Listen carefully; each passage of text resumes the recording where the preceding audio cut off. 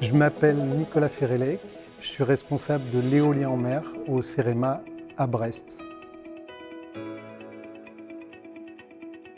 Notre mission principale au CEREMA, c'est un rôle de conseil et d'expertise à la Direction générale de l'énergie et du climat du ministère de la Transition énergétique sur le développement de parcs éoliens en mer. Mon rôle est de coordonner la mobilisation d'environ 30 agents qui sont répartis partout en France et qui ont des domaines d'expertise variés. Par exemple, nous faisons beaucoup de géomatique et notamment la plupart des cartes que vous pouvez retrouver dans les documents mis à disposition par l'État au public pour les débats ont généralement été produites par le CEREMA. Depuis plus de 10 ans, nous réalisons également régulièrement des études de potentiel éolien en mer qui servent d'outils pour la planification spatiale maritime. Nous sommes également garants de la qualité des études de caractérisation des sites d'implantation pour ces éoliennes en mer, des études qui sont commandées par l'État à des opérateurs publics et privés et qui sont ensuite transmises aux candidats aux appels d'offres. On parle d'études environnementales, d'études sur les conditions en mer, le vent, la houle, les vagues, la profondeur de l'eau ou encore la nature des sols. Nous partageons l'ensemble de ces études sur un site internet qui est édité par le CEREMA qui s'appelle éolienneenmer.fr à destination du grand public. Enfin, un dernier point important de notre travail, c'est de s'intéresser à la manière dont nos voisins européens, et notamment les pays de la mer du Nord, développent leurs propres projets et de profiter de ce retour d'expérience de pays qui sont parfois en avance sur nous dans le domaine de l'éolien en mer. Un projet emblématique sur lequel on travaille depuis l'année passée au CEREMA concerne les infrastructures portuaires et les capacités industrielles pour construire des flotteurs d'éoliennes en mer.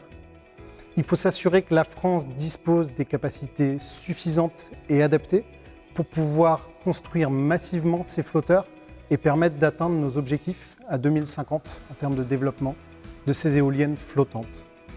En s'appuyant sur notre expertise de la transition écologique des ports, nous avons cartographié une dizaine de ports en France et inventorié leurs différentes infrastructures, les quais, les surfaces, les profondeurs d'eau et vérifié s'ils étaient adaptés au développement de l'éolien flottant.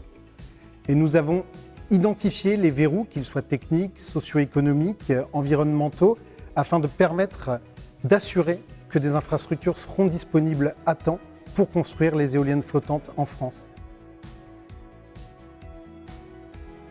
L'enjeu pour l'éolien en mer aujourd'hui, c'est d'encore accélérer pour atteindre nos objectifs à 2050. Et justement, en 2023, on a 2 textes qui vont aider cette accélération. Le premier, c'est la planification spatiale maritime, qui va dire où est-ce qu'on peut mettre des parcs, et la programmation pluriannuelle de l'énergie, qui va dire quand et combien de parcs pourront être développés. D'ici la fin de l'année, un débat public va s'ouvrir sur les documents stratégiques de façade. Et dans ces documents stratégiques de façade seront définies des zones prioritaires au développement de l'éolien à 2050. Ça va vraiment permettre de donner de la visibilité à long terme sur ces zones. Le deuxième texte qui va être discuté cette année et révisé jusqu'en 2024, c'est la programmation pluriannuelle de l'énergie qui va définir les calendriers et les puissances des appels d'offres pour les 10 prochaines années. L'objectif annoncé en France, c'est 50 parcs à 2050 pour une puissance totale de production électrique installée de 40 gigawatts. Aujourd'hui, en Europe, on a 30 gigawatts d'éolien en mer qui sont déjà installés et la cible à 2050, c'est 300 gigawatts. L'autre chiffre important, c'est la puissance unitaire d'une éolienne, sa capacité de production électrique. Dans les années 2000, une éolienne avait une puissance de production d'environ 2 MW. Aujourd'hui, on a des éoliennes qui vont jusqu'à 15 MW. Et pour 2030, on nous annonce des éoliennes d'une puissance unitaire entre 20 et 25 MW. Alors l'objet symbolique de mon activité, bien évidemment, c'est l'éolienne en elle-même, c'est la turbine, c'est la partie qui génère l'électricité. Et ces éoliennes, vous pouvez déjà les voir avec le parc de Saint-Nazaire qui a ouvert en fin d'année passée. Et vous pourrez bientôt en voir d'autres avec l'ouverture cette année de 2 nouveaux parcs à Saint-Brieuc et à Fécamp.